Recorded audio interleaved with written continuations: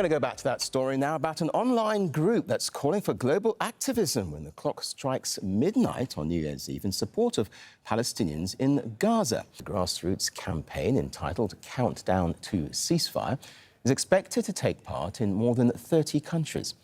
The movement looks to disrupt traditional New Year celebrations in the hope of saving an immediate ceasefire coming into effect. Organisers say Israel's brutal campaign on Gaza must stop immediately, and that calls for a ceasefire cannot fall on deaf ears.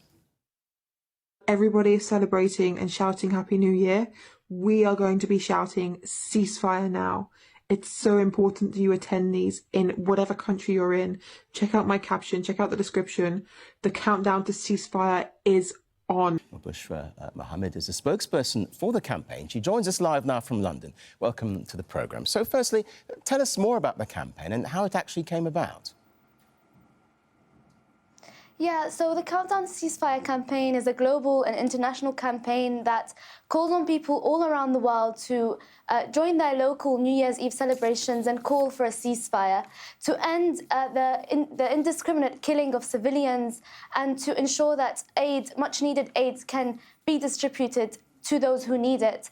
And this will be the largest call for a ceasefire, and it will be live-streamed throughout the night, every hour, to show the global call for a ceasefire. And let me ask you then, how important do you think it is that younger voices are heard when it comes to the issue of Gaza?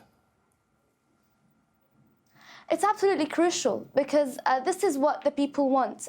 We want a ceasefire, a permanent and an immediate one, because the suffering has gone on for far too long. And this is what people in over 30 countries want and are demanding. And every few hours, we have new countries joining us. We have people reaching out to us, wanting to join this initiative because they believe that we must have an immediate and a permanent ceasefire now. And with that initiative, then, what kind of events will actually be taking place then on New Year's Eve? Which countries are involved? Give us a flavour of what you hope to do.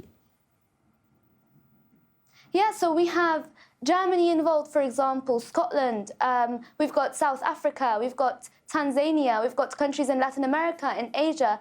And what will happen is that people will come out on New Year's Eve and join their local celebrations. And when the countdown hits 0, they'll be calling for a ceasefire. They will be bringing their banners, they will be sharing on social media and amplifying the voice and the need and the call for a permanent ceasefire now.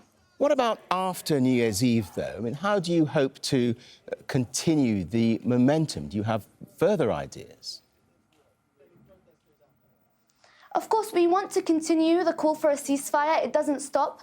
But the hope and the aim is that we can start 2024 in a fresh new page where it's a better year, where there's no more bloodshed, where no more children are being killed. So that is the aim, and we hope that we can achieve this and that we can start 2024 without the bloodshed. Bushra Mohammed, we'll leave it there. Thank you very much indeed for joining us here on Al Jazeera.